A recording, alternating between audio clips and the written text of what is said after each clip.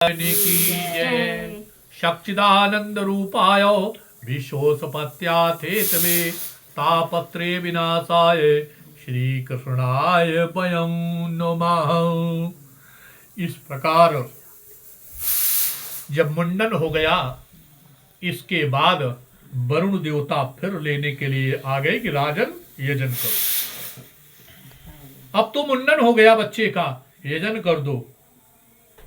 संपन्न होने पर राजा हरिश्चंद्र ने वरुण देव के प्रकट होने पर उनसे प्रार्थना की कि बिना उपनयन संस्कार महाराज इसका यज्ञोपवीत हो जाने दो, तब हम यजन करेंगे, है ना। ये यज्ञोपवीत को कह करके अब फिर द्विजात्व की प्राप्त नहीं होती है, अतः इसके बाद मैं अवश्य यज्ञ करूंगा, यजन करूंगा। उपनयन संस्कार के अनंतर राजा के पुत्र राजकुमार रोहित अपनी बल की बात से सशंकित होकर के नगर से बाहर वन की ओर भाग गए। राजा अत्यंत चिंतित हुए। वरुणदेव भी प्रकट हुए। पुत्र को न पाकर के उन्होंने अत्यंत कुपित होकर के राजा हरिश्चंद्र को श्राप दे दिया कि जाओ, तुम्हें जलोदर रोग से ग्रस्त होने का शाप दे दिया। जलोदर रोग के कष्ट से अत्यधिक पीड़ित राजा हरिश्चंद्र ने अपने पुरोहित वशिष्ठ जी से इस रोग के नाश का निश्चित उपाय पूछा कि उपाय का कैसे ये रोग समाप्त होगा। वशिष्ठ जी ने उपाय बताया कि धन के द्वारा खरीदे गए पुत्र से आप यज्ञ कीजिए,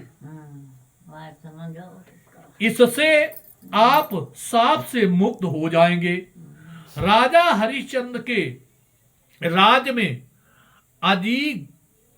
अजीगर्त नाम का एक दरिद्र ब्राह्मण रहता था।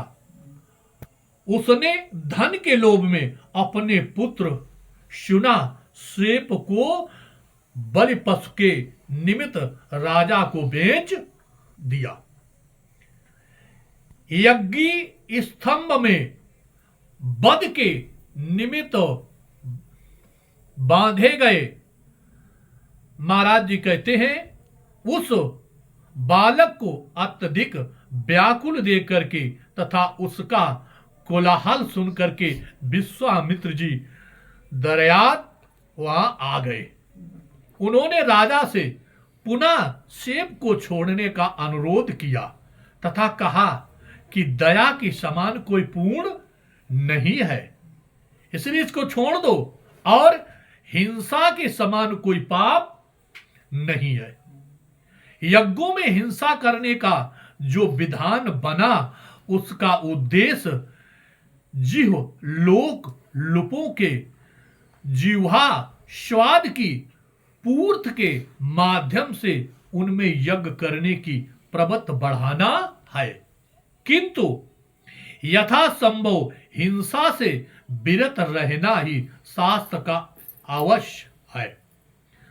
अपना कल्याण चाहने वालों को अपने शरीर की रक्षा के लिए दूसरे के शरीर को नष्ट नहीं करना चाहिए।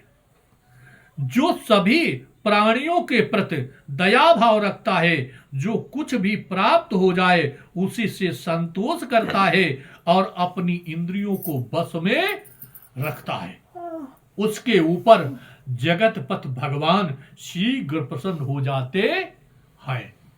हे नृपश्रेष्ठ, इस प्रकार सभी प्राणियों में आत्म भाव का चिंतन करना चाहिए। जिस प्रकार अपने को देह प्रिय होती है, उसी प्रकार सभी जीवों को अपना शरीर प्रिय होता है। जो व्यक्ति अपनी कामना की पूर्ति के लिए किसी प्राणी का वध करता है, दूसरी योनि में जन्म लेकर वही जीव अपने संघर्ष वध कर लेता है।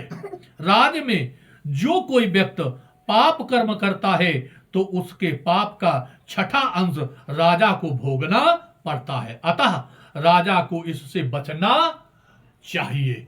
इस प्रकार कथा को सुनाते हुए गोविंद भगवान की जय।